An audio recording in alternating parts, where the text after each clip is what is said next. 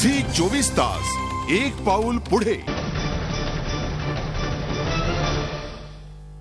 Break नंतर आपलं पुन्हा एकदा स्वागत। आईने दिलेल्या खाऊच्या पैशातून चिंचा बोरं खाण्याचा आनंद काही औरच असतो। मात्र कारंजा जिल्हा परिषदेच्या शाळेतल्या विद्यार्थ्यांनी या खाऊच्या पैशातून चक्क एक बँक उभी केली। आज या बँकेत जमा केलेल्या पैशातून विद्यार्थी आपला शैक्षणिक खर्च स्वतः उचलतायत आणि त्याचबरोबर पालकांच्या अडीअडचणीतही उपयोगी पडतायत। कारंजातील जिल्हा परिषदेची ही शाळा इतर शाळांप्रमाणेच इथेही अनेक उपक्रम राबवले जातात।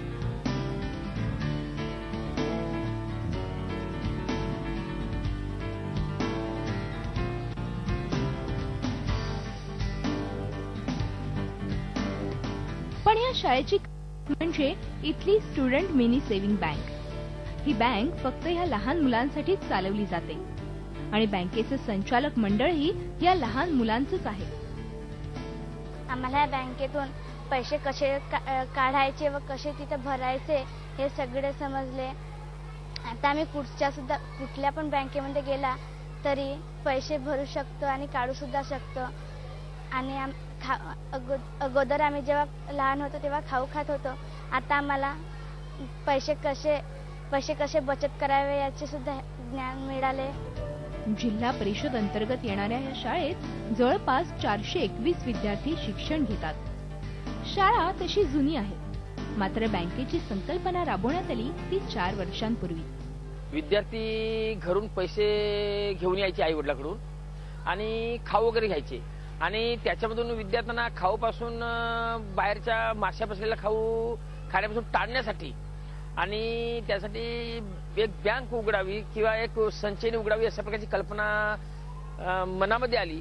आणि तेव्हा पटसंख्या शाळेची जास्त असल्यामुळे आपण एक त्या माध्यमातून विद्यार्थ्याकडून अशा बँकेच्या माध्यमातून त्यांना बचतीची सवय लावण्यासाठी आणि त्यांच्यामध्ये सुसंस्कार घडावे ह्या दृष्टीने ती कल्पना सुचली।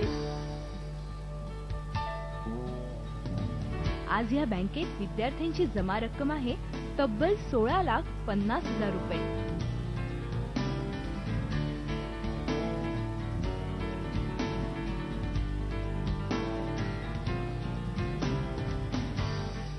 इतर बँकेत ज्या प्रकारे व्यवहार चालतात तसेच ह्या बँकेत देखील चालतात। प्रत्येक खातेदार मुलांना बँकेचं पासबुक देण्यात आलंय। प्रत्येकाचं वेगळं असं खातं देखील आहे आणि एखादा विद्यार्थी केवळ 5 रुपयांमध्ये या बँकेत आपलं खातं उघडू शकतो। इतर बँकांप्रमाणे विद्यार्थ्यांना आपल्या ठेवींवर 7% व्याजही मिळतं। कारंजा ह्या गावामध्ये आजच्यापर्यंत तरी एकही बँक किंवा पतसंस्था ह्या ठिकाणी नाही। ह्यासाठी व्यवहारासाठी त्यांना गोंदिया येथे जावं लागते आणि मुलांच्या नावे खाते असल्यामुळे आई वडील मुलांच्या नावाने इथं पैसे जमा करतात आणि आपल्या कुटुंबाची सुद्धा ते बचत करतात। बँकेची सुरुवात झाली तेव्हा या बँकेचे खातेदार होते अवघे 23 विद्यार्थी आणि ठेव होती 457 रुपये। सध्या या बँकेत तब्बल 477 विद्यार्थ्यांचं खातं आहे आणि ह्या बँकेकडे लक्ष देण्याकरता शाळेनं 2 शिक्षकांची नेमणूक केली आहे।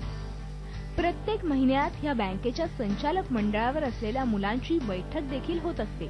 आज शाळेतील मुलं बँकिंगचं सर्व काम व्यवस्थित करतातच, पण बचतीच्या रकमेतून आवश्यक भासल्यास पुस्तकं आणि शाळेसाठी लागणाऱ्या इतर साहित्याची खरेदीही करतात। इतकंच नव्हे तर आर्थिक गरज निर्माण झाल्यास कुटुंबाला मदतही करतात। कुठं आम्ही सहलीला जातो तेव्हा आम्ही पैसे काढतो। यावर्षी आमच्या शाळेत फलटणला ट्रिप गेली। आमच्या आई वडिलांकडे पैसे नव्हते तर आम्ही बँकेतून पैसे काढले। खाऊचा पैसा त्या ठिकाणी तिथे जमा करून राहिले। चांगला उपक्रम आहे असं आम्हाला वाटतं। त्या पोरांनी आता आपल्या स्वतःच्या शिकून घेतलं आणि ते व्यवहार करू लागले। अकाउंटचं पैशाचे देवाणघेवाण, जमा खर्च, व्याजात कसं लावायचं हे त्या सगळ्या गोष्टी त्यांनी हळूहळू शिकल्या आहेत आणि भविष्यात योग्य ते चांगल्या प्रमाणे करतील असं मला विश्वास आहे। एकंदरीतच अभ्यासात रस निर्माण व्हावा आणि व्यावहारिक कौशल्य प्राप्त व्हावं या उद्देशानं सुरू झालेली ही बँक म्हणजे विद्यार्थ्यांना बचतीचं महत्त्व तर पटवून देतेच, पण त्यांच्या कोवळ्या मनावर नकळत संस्कारही करते। इथे एक ब्रेक आणि ब्रेक नंतर पाहूयात कृतिशील शिक्षणावर भर देणारी येवल्यातली शाळा. झी 24 तास एक पाऊल पुढे.